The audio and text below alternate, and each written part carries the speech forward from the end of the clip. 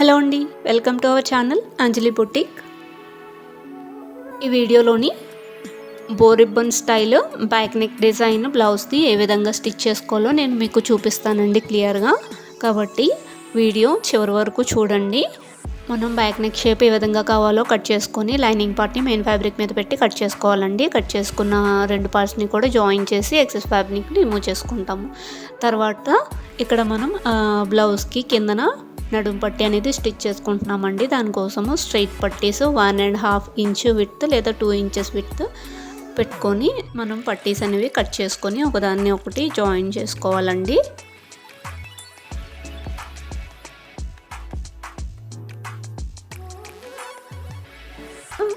Attach చేసుకున్న పట్టీస్ అన్నిటిని కూడా ఇలాగే ఎక్సెస్ ఫ్యాబ్రిక్ జాయింట్స్ దగ్గర ఉన్నవి కట్ చేసుకోవాలి. కట్ చేసుకున్న తర్వాత ఈ పట్టీని మనం బ్లౌజ్కి బాటమ్ పార్ట్ అంటే నడుము పార్ట్ ఎక్కడైతే వస్తుందో అక్కడ 1/2 ఇంచ్ విడ్త్తోని మనం ఒక స్టిచ్ అనేది వేసుకోవాలి.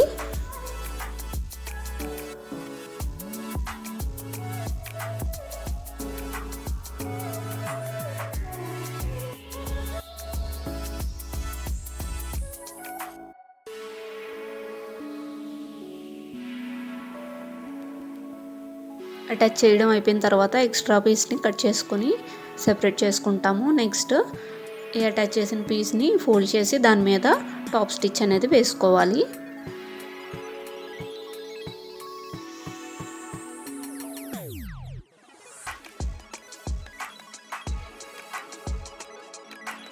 వేసిన తర్వాత మనం దీన్ని రాంగ్ సైడ్కి తిప్పుకొని 1/2 ఇంచ్ వరకును పట్టీని ఫోల్డ్ చేసుకొని దాని మీద ఒక స్టిచ్ అనేది వేసుకోవాలి.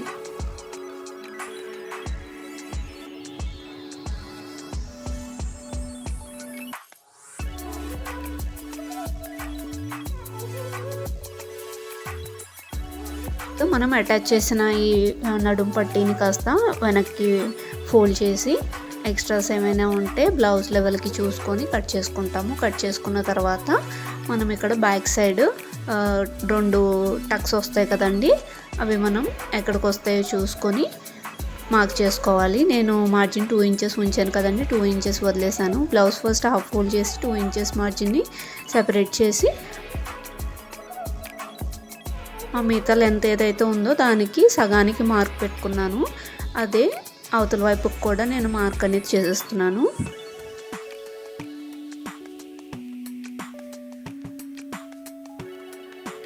ఈ మార్క్ చేసిన దగ్గర వచ్చేసి మనం ఫోల్డ్ చేసుకొని దాని దగ్గర 1/2 ఇంచ్ వరకు అంటే ఆన్ ఫోల్డ్లోని 1/2 ఇంచ్ విడ్త్ వరకును టక్స్ అనేవి వేసుకోవాలండి. ఇక్కడి నుంచి ఇక్కడ వరకు అంటే అట్లీస్ట్ 3 to 3.5 ఇంచెస్ వరకు లెంత్ తీసుకొని 1/2 ఇంచ్ ఆన్ ఫోల్డ్ విత్ మీద మనం ఇలాగ టక్స్ వేసుకుంటాము. ఈ విధంగా వస్తుంది. మీరు ఇలాగే రెండో వైపును కూడా టక్స్ అనేవి వేసుకోవాలి.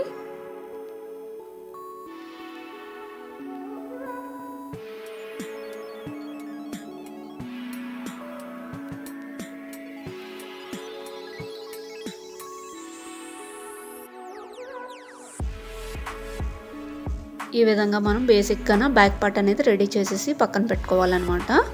నెక్స్ట్ మనం నెక్ పట్టీ వేసుకోవాలండి. దానికోసం మనం లైనింగ్ ఫ్యాబ్రిక్ని క్రాస్గా కట్ చేసుకోవాలి. దీనికి క్రాస్ కటింగ్ ఎందుకంటే నెక్ షేప్ తిరగడానికి అని చెప్పి అలా తీసుకుంటాము. విడ్త్ వచ్చేసి మనం 1.5 to 2 ఇంచెస్ వరకు తీసుకోవచ్చు. దీన్ని ఒకదానికి ఒకటి పీసెస్ అనేవి అటాచ్ చేసి ఇదొక పొడగాటి పీస్ కింద రెడీ చేసుకోవాలి. అటాచ్ చేసిన దగ్గర ఏవైతే ఎక్స్ట్రా అన్ఈవెన్ ఎడ్జెస్ ఉన్నాయో అవన్నీ కూడా కట్ చేసేసి నీట్గా ఒక పట్టీలాగా తయారు చేసుకోవాలి.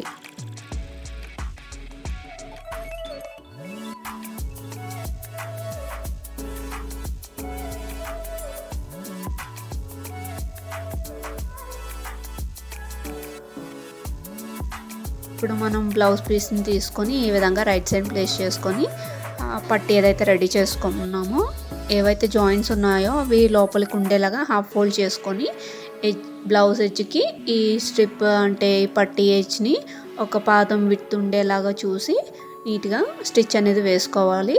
మీరు ఈ పట్టీని ఏమాత్రం కూడా లాగకుండా లూజ్గానే పట్టుకొని నెమ్మదిగా షేప్కి అనుకూలంగా తిప్పుతూ మనం పట్టీ అనేది అతకాలండి. ఇక్కడికి మనకి లీఫ్ షేప్లోకి అంటే పాయింటింగ్గా వచ్చింది కదండి neck, curved V neck shape ఇది.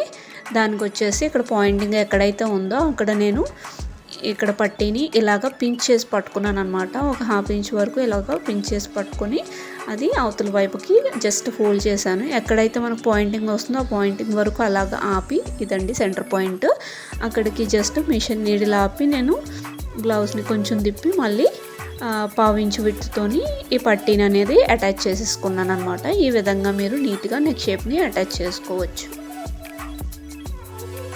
ఇలా ఎక్స్ట్రాస్ ఏమైనా ఉంటే చిన్న చిన్నవి అవి ట్రిమ్ చేసేసుకోండి. తర్వాత ఇక్కడ నెక్ షేప్ తిరగడం కోసం చిన్న చిన్న స్లిట్స్ అనేవి వేస్తున్నాను అనమాట. చిన్న కట్స్ వేస్తున్నాను నేను షేప్ తిరగడం కోసం. ఇలా షేప్ తిరగడానికి చాలా నీట్గా ఉంటుందండి ఇలా చేస్తే. నెక్స్ట్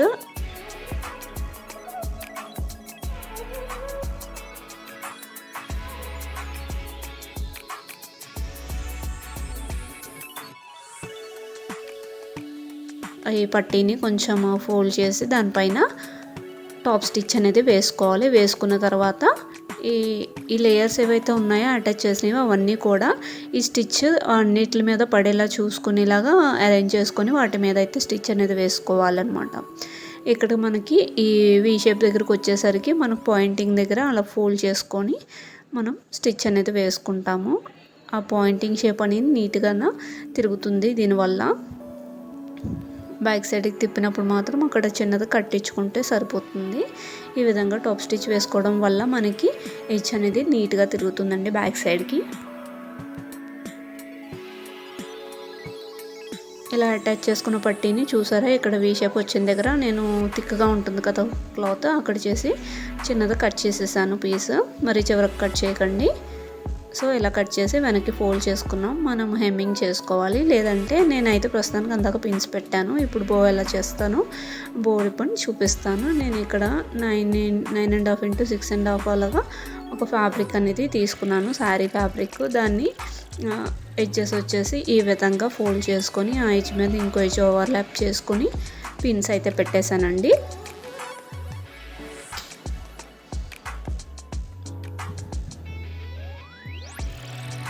ఈ విధంగా వస్తుంది. మీరు ఏవైతే పిన్స్ పెట్టారో ఆ జాయింట్ మనకి సెంటర్లా ఉండేలాగా ఇలా పెట్టుకొని నేను చూపించిన విధంగా ½ ఇంచ్ వరకు ఫ్యాబ్రిక్ వీటిలోని ఒక స్టిచ్ అనేది వేసుకుంటాము. బోత్ సైడ్స్ వేసుకోవాలి.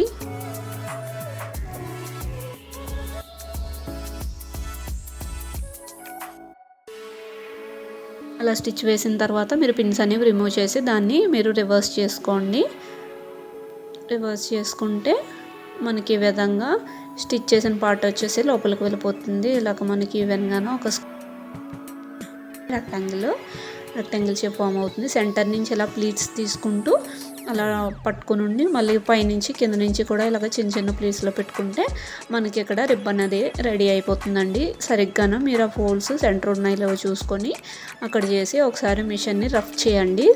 ఒక 2-3 సార్లు రఫ్ చేస్తే మనకి టైట్గా పట్టుకుంటుంది అనమాట. సో దట్ మనకి రిబ్బన్ అనేది ఈజీగా రెడీ అయిపోయింది. చూసారా, ఈ విధంగా మనం రిబ్బన్ అనేది రెడీ చేసుకోవచ్చు. మనకి సాటిన్ ఫ్యాబ్రిక్, ఇలాంటి జార్జెట్ ఫ్యాబ్రిక్స్ లేదా షిఫాన్ ఇలాంటివన్నీ ఫ్లోయీ ఫ్యాబ్రిక్స్లో ఉంటాయి కాబట్టి వీటితోనే ఓ రిబ్బన్ అనేది కొంచెం వేలాడుతుంది. దానికి కూడా కొంచెం ట్రిక్ ఉంది, అది ఎలాగో చెప్తాను.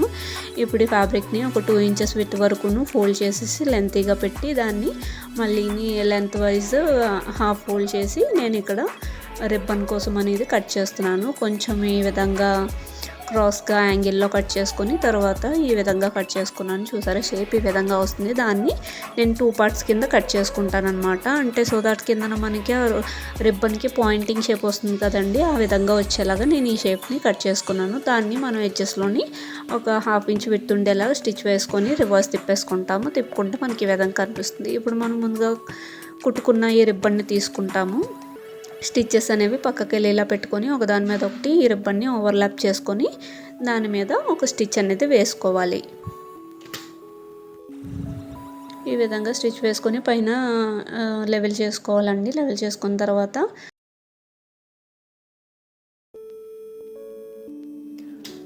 మనము ముందుగా రెడీ చేసిన రిబ్బన్ పైన ఈ బో అనేది పెట్టేసుకొని మనం కరెక్ట్గా స్టిచ్ అనేది వేసుకోవాలి. సెంటర్కి పెట్టుకొని మనము ఏ విధంగా స్టిచ్ చేసి లాక్ చేసుకుంటాము.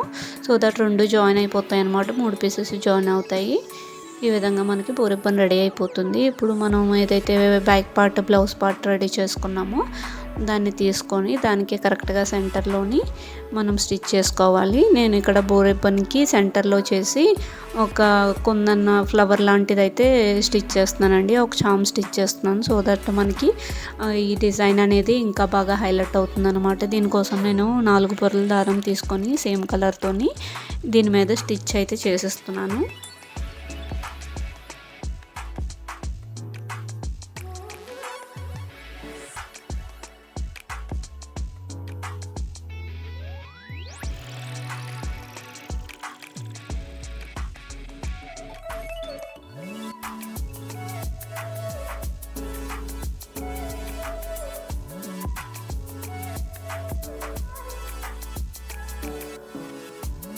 ఈ విధంగా మనం కుందన్ అనేది స్ట్రాంగ్గా ఉండేలాగా స్టిచ్ చేసుకొని చామ్ అనేది బ్లౌజ్కి సెంటర్గా ఉండేలాగా కరెక్ట్ పొజిషన్లో ప్లేస్ చేసుకుంటూ మనము కుట్టిన తర్వాత దారం ఏదైతే ఉందో దాన్ని కట్ చేయలేదండి. బ్లౌజ్ పైన సెంటరింగ్ అది చూసుకొని అదే దారం సూదితోని మనం చేతి కుట్టే వేసేసుకోవాలి. బ్లౌజ్ మీద ఇలాగ 2-3 సార్లు స్టిచ్ వేసుకొని ఆ తర్వాత మనము బ్యాక్ సైడ్ ఒక నాట్ వేసేసుకుంటాము.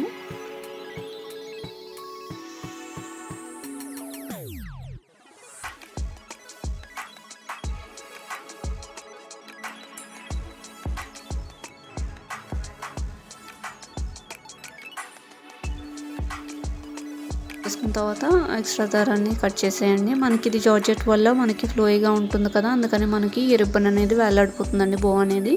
కాబట్టి ఇక్కడ నేను ఏం చేస్తానంటే పైన 2 ఎడ్జెస్ కూడా ఇలా వేలాడుకుంటా దారం కనిపించకుండా ఒక చిన్న టాకా అయితే వేసేస్తానండి.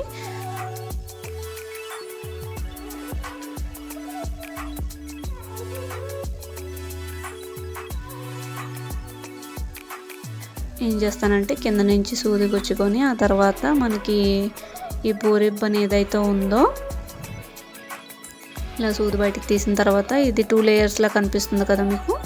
ఈ 2 లేయర్స్లోని పై లేయర్ కాకుండా బాటమ్ లేయర్కి మాత్రమే గుచ్చి దాన్ని మళ్ళీ కింద నుంచి ఆ దారాన్ని పాస్ చేసి కిందన నాట్ అయితే వేసేస్తానండి. సో దట్ మనకి బో అనేది కిందకు వేలాడిపోకుండా గట్టిగా పట్టుకొని ఉంటుంది.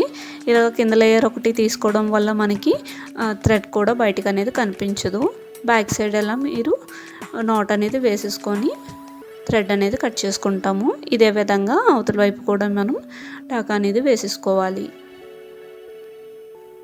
మీరు మా ఛానల్కి కనుక కొత్త అయితే మా ఛానల్కి సబ్స్క్రైబ్ చేసుకోండి. ఇలాగే మరెన్నో బ్లౌజ్ డిజైన్స్ నేను అప్లోడ్ చేస్తూ ఉంటాను కాబట్టి మీరు అన్నీ చూడొచ్చు. సో మన ఛానల్కి తప్పకుండా సబ్స్క్రైబ్ చేసుకోండి, లైక్ చేయండి. ఏమైనా డౌట్స్ ఉంటే మీరు కామెంట్ సెక్షన్లో కామెంట్ చేయవచ్చండి. అండ్ మీరు ఏమైనా వీడియో కావాలనుకుంటే అది కామెంట్ చేస్తే మేము ఆ బ్లౌజ్ డిజైన్స్ కూడా చేయడానికి ట్రై చేస్తాము. సో ఈ విధంగా మనం బ్లౌజ్ డిజైన్ అయితే కంప్లీట్ చేసామండి. మనం బ్లౌజ్ పార్ట్ మీద ఈ విధంగా టాకాల పైన వేయడం వల్ల చూసారా మనకి బో అనేది కిందకు వేలాడిపోకుండా ఉంటుంది. మనకి చాలా ఎలిగెంట్గా, చాలా డీసెంట్ అండ్ సింపుల్ అండ్ నీట్గా కనిపిస్తుంది బ్లౌజ్ అనేది. నెక్ షేప్ కూడా చాలా నీట్గా వచ్చిందండి. ప్రజెంట్ నేనైతే అంతకు పిన్స్ పెట్టేశాను.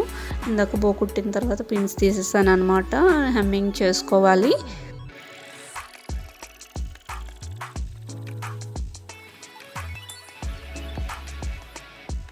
ఇది dark colour blouse, that sari పార్ట్తోని నేను ఈ బో రిబ్బన్ చేయడం వల్ల చాలా హైలైట్ అయ్యిందండి. బ్లౌజ్ అనేది చాలా బాగా వచ్చింది.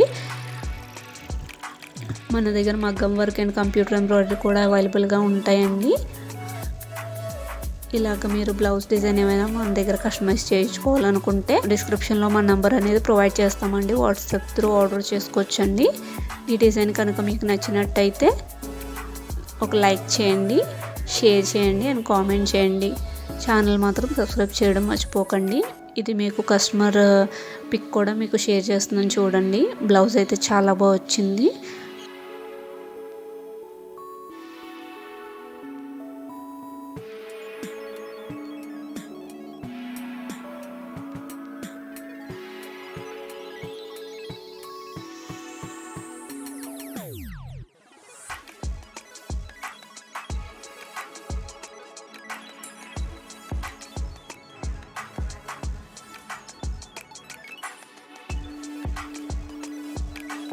Thank you for watching.